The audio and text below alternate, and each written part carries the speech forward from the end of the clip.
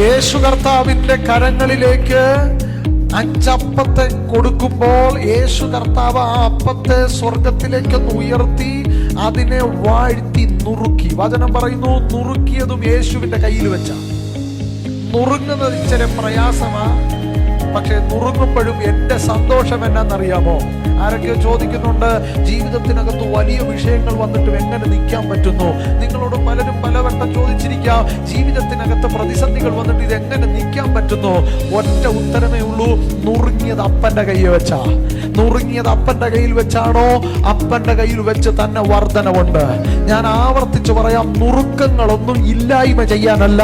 ജീവിതത്തിനകത്ത് വരുന്ന ഓരോ നുറുക്കങ്ങളും നിന്റെ വർധനവിന് വേണ്ടിയാണ്. ഒന്ന് എഴുതിയിട്ട് ആ വചനത്തെ സ്വീകരിച്ചോ. ജീവിതത്തിൽ നുറുങ്ങുന്നതൊന്നും നിന്നെ തകർക്കുവാനോ ഇല്ലായ്മ ചെയ്യുവാനോ അല്ല, മറിച്ചത് വർദ്ധിക്കുവാൻ വേണ്ടിയാണ്.